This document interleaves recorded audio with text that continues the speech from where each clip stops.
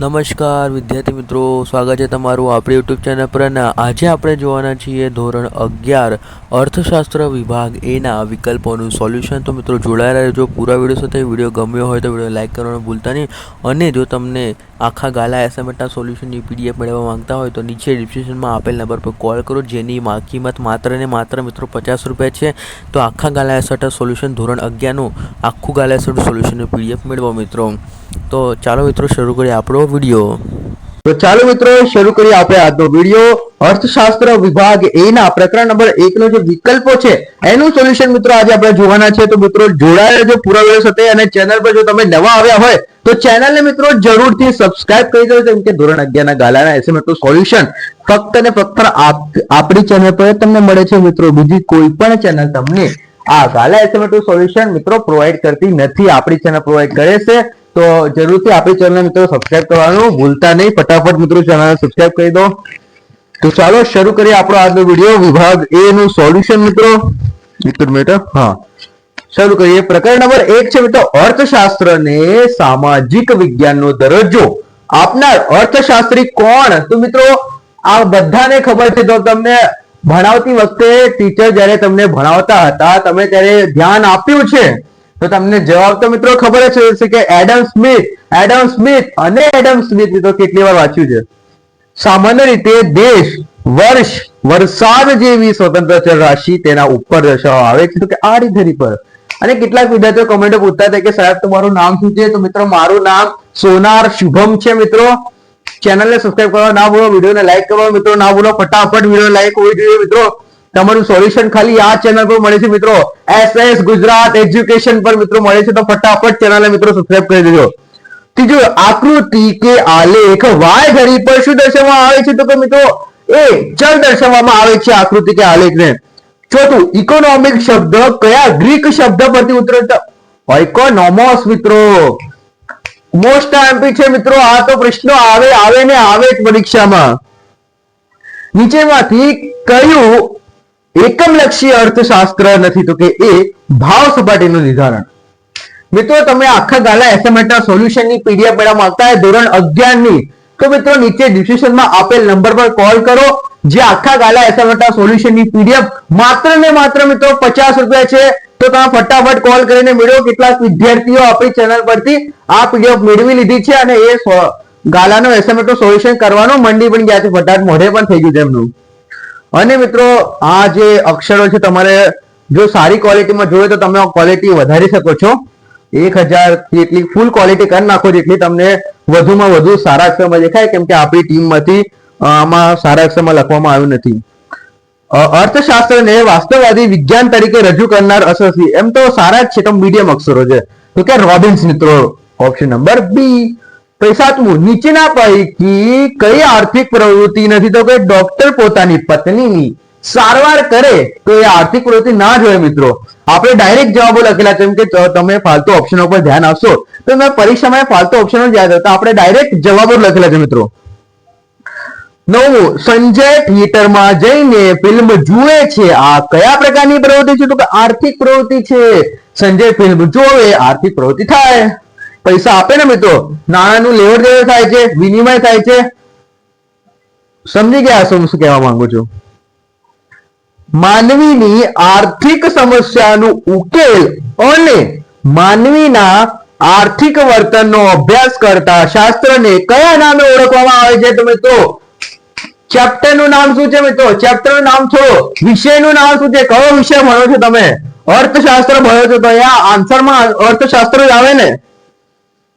કોણ અર્થશાસ્ત્રને અછતલક્ષી વિજ્ઞાન તરીકે રજૂ કરે છે મિત્રો? તો કે આન્સર છે સી. રોબિન્સ છે એ અર્થશાસ્ત્રને અછતલક્ષી વિજ્ઞાન તરીકે રજૂ કરે છે મિત્રો. ત્યારબાદ 12મું, અર્થશાસ્ત્રના અભ્યાસ અને વિશ્લેષણના ક્ષેત્ર રીતે કેટલા ભાગ પડે છે? તો કેટલા ભાગ પડે છે મિત્રો? ખબર છે, 2 ભાગ પડે છે. કયા કયા 2 ભાગ પડે છે એ તમારે ચોપડીમાં જોઈને કમેન્ટમાં જણાવો મિત્રો. ફટાફટ મિત્રો.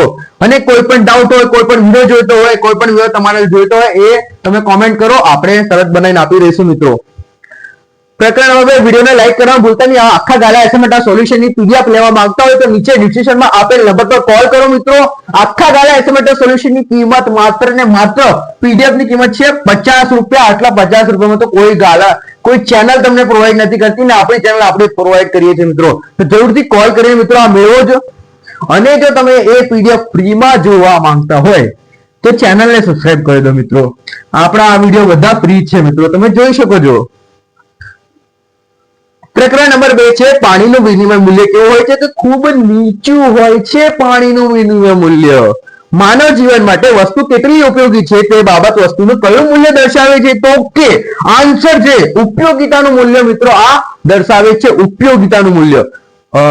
વૈજ્ઞાનિક શોધ સંપત્તિ નથી મિત્રો. કેટલાક વિદ્યાર્થીઓ સંપત્તિ છે એવું લખી રહ્યા કે વૈજ્ઞાનિક શોધ છે એની સંપત્તિ કહેવાય ના, વૈજ્ઞાનિક શોધ સંપત્તિ ના કહેવાય મિત્રો. ચોથું જોઈએ વસ્તુ કે સેવાના બદલામાં ચૂકવતા નાણાકીય એકમનું પ્રમાણ એટલે કે કિંમત. યાદ રાખજો, મોસ્ટ આઈએમપી ક્વેશ્ચન હતો એ. સોનાનું ઉપયોગિતાનું મૂલ્ય કેવું હોય છે? તો કે મિત્રો ઓછું હોય છે સોનાનું ઉપયોગિતાનું મૂલ્ય. નીચેમાંથી કઈ વસ્તુનો સમાવેશ ભૌતિક વસ્તુમાં થાય છે? તો કે ફ્રીજનો સમાવેશ મિત્રો ભૌતિક વસ્તુમાં થાય છે. સાતમું ઉત્પાદન પ્રક્રિયામાં ભાગ લઈને દૃષ્ટિકોણનું સર્જન કરવામાં મદદરૂપ થાય તે કેવી વસ્તુ છે? તો કે ઉત્પાદક વસ્તુઓ છે. આઠમું સંપત્તિ નીચે આપેલા વિકલ્પોમાંથી કયું લક્ષણ ધરાવતી નથી? તો કે તેને છત હોવી જોઈએ. એ આન્સર છે મિત્રો. થોડુંક ચાલે મજાક. ખાનગી વસ્તુમાં શું હોય છે? તો કે સ્પર્ધાત્મકતા. આટલા ભારે નામ રાખવાની શું જરૂર હતી? હા, નીચેનામાંથી કયો વ્યાપાર ચક્રનો પ્રકાર નથી? તો કે અંશતઃ આર્થિક પરિવર્તનો વ્યાપાર ચક્રના પ્રકાર નથી. શ્રમ ઉત્પાદનનું કેવું સાધન છે? તો મિત્રો આન્સર છે એ નાશવંત સાધન છે શ્રમ એ.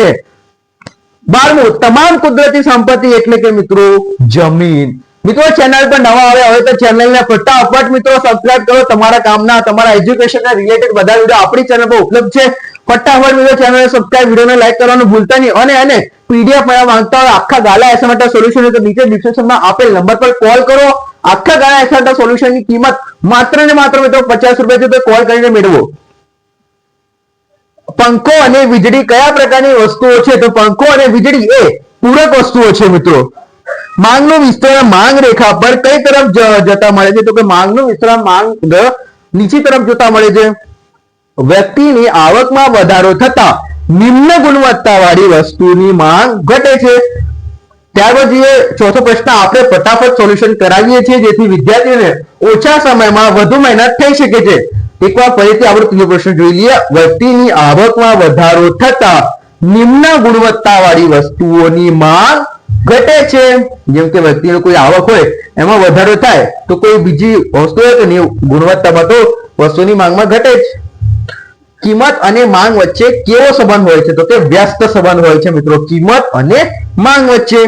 માંગનો નિર્ણાયક નથી તો કે શું? વસ્તુ વપરાશ એ માંગનો નિયામક નથી.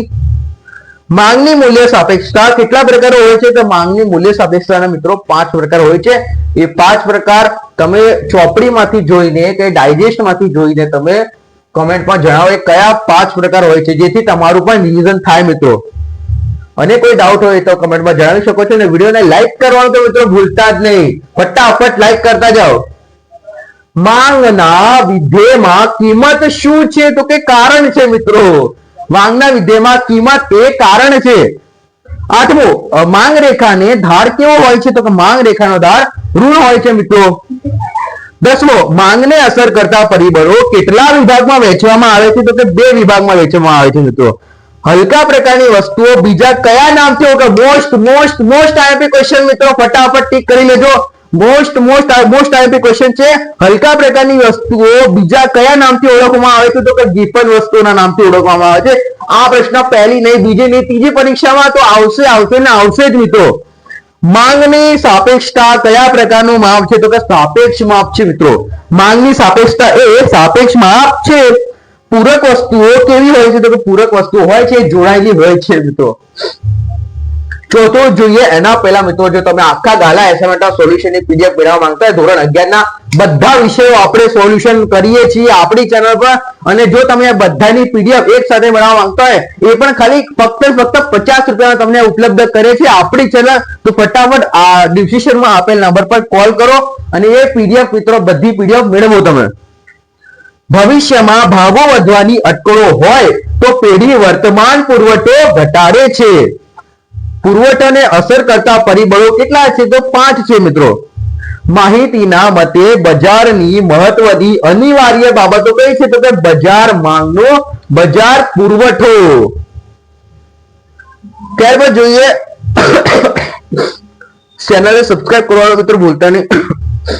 જથ્થો કુલ પુરવઠા કરતા કેવો હોય છે? તો કે વધુ હોઈ શકે છે. જથ્થો કુલ પુરવઠા કરતા કેવો હોય છે? તો કે વધુ હોઈ શકે છે. કઈ બાબત પુરવઠાનો નિર્ણાયક નથી? તો કે ડી પૂરક વસ્તુની કિંમત. કઈ બાબત પુરવઠાનો નિર્ણાયક નથી? તો કે પૂરક વસ્તુની કિંમત એ પુરવઠાનો નિર્ણાયક નથી. શું ઘટે તો નફાનું પ્રમાણ ઘટવાથી પુરવઠો ઘટાડવામાં આવે છે? તો કે કિંમત ઘટે તો. કિંમત ઘટશે તો પુરવઠાનું પ્રમાણ એટલે પુરવઠાનો ઘટાડવામાં આવે છે. અમદાવાદમાં અનાજ વેપારી પાસે 50 કિલો ઘઉંની 800 બેગ છે અને તે પૈકી 500 બેગ વર્તમાન ભાવે વેચવા તૈયાર હોય તો ઘઉંની બેગનો પુરવઠો કેટલો કહેવાય? તો કે 500 કહેવાય મિત્રો પુરવઠો. કિંમત સિવાયના પરિબળો પ્રેરિત ફેરફારને લીધે પુરવઠામાં થતા પરિવર્તનને શું કહેવામાં આવે છે? તો કે વધારો ઘટાડો કહેવામાં આવે છે. આ થોડીક આરતી બારતી ચાલુ છે મિત્રો ગણપતિની, તો એ માટે થોડોક બેકગ્રાઉન્ડ વોઇસ આવશે તો કોઈ વાંધો નથી, તમારે હું બોલું છું જોરથી. પુરવઠા રેખા ક્યારે બદલાતી નથી? તો કે કિંમત ફેરફાર થતા એ પુરવઠા રેખા બદલાતી નથી. કિંમત ઘટાડાને કારણે પુરવઠામાં થતા ફેરફારને શું કહેવાય છે? તો મિત્રો સંકોચન કહેવાય છે. કિંમત ઘટાડે તો કારણે પુરવઠામાં થતા ફેરફારને સંકોચન કહેવાય છે. પુરવઠાના નિયમના અપવાદમાં કિંમત અને પુરવઠા વચ્ચે કેવો સંબંધ જોવા મળે છે? તો કે વ્યસ્ત સંબંધ જોવા મળે છે કિંમત અને પુરવઠા વચ્ચે મિત્રો. વસ્તુની કિંમત અને પુરવઠા વચ્ચે કેવો સંબંધ છે? તો કે ઘન સંબંધ છે. વસ્તુની કિંમત અને પુરવઠા વચ્ચે ઘન સંબંધ છે મિત્રો. પ્રકરણ નંબર 5 જોતા પહેલા જો તમે પીડીએફ મેળવવા માંગતો હોય આખા ગાલા એસાઇનમેન્ટ સોલ્યુશન ની ધોરણ 11 ના બધા વિષયની પીડીએફ મેળવવા માંગતો હોય તો માત્ર ને માત્ર 50 રૂપિયામાં આપણે આપણી ચેનલ પ્રોવાઈડ કરે છે. તો નીચે ડિસ્ક્રિપ્શનમાં આપેલ નંબર પર કોલ કરો. એ કોલ કર્યા બાદ તમને હું પ્રોવાઈડ કરીશ એ બધી પીડીએફ મિત્રો. અને ફ્રીમાં જોવા માંગતો હોય બધી પીડીએફ તો આપણા ચેનલ પર બધા વિડીયો છે જ, તમે જોઈ શકો છો ને. બધા વિડીયો જોવા માટે તમારે ચેનલને સબસ્ક્રાઇબ કરવી પડશે, કેમ કે હું કોઈ પણ નવો વિડીયો નાખીશ તો તમને નોટિફિકેશન આવશે. તે માટે આપણું બેલ આઇકન પણ ઓન કરી લેજો મિત્રો. ટૂંકા ગાળામાં ઉત્પાદન ફેરફાર થતા કયા પ્રકારના ખર્ચમાં ફેરફાર થાય છે? તો કે અસ્થિર ખર્ચમાં મિત્રો ફેરફાર થાય છે. સ્થિર ખર્ચ રેખાનો ઢાળ કેવો હોય છે? તો કે સ્થિર ખર્ચ રેખાનો ઢાળ x ધરીને સમાંતર હોય છે. ઉત્પાદક માટે વસ્તુની માંગ રેખા એ જ સરેરાશ આવક ક્યારે બને છે? તો કે કિંમત બરોબર સરેરાશ આવક હોય ત્યારે મિત્રો. કયા બજારમાં સરેરાશ આવક અને સીમાંત આવક સરખી હોય છે? તો કે એ પૂર્વ હરીફાઈ ના બજારમાં મિત્રો. પાંચમું છે નીચેના કયો ખર્ચ સ્થિર ખર્ચ નથી? તો કે શ્રમિકોનું વેતન એ સ્થિર ખર્ચ નથી. કયા ખર્ચને ઉત્પાદનના પ્રમાણ સાથે સીધો સંબંધ છે? તો કે અસ્થિર ખર્ચે ઉત્પાદનના પ્રમાણ સાથે સીધો સંબંધ છે.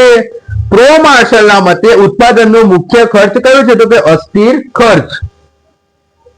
ઉત્પાદનનું પ્રમાણ શૂન્ય હોય ત્યારે પણ આ ખર્ચ હકારાત્મક હોય છે.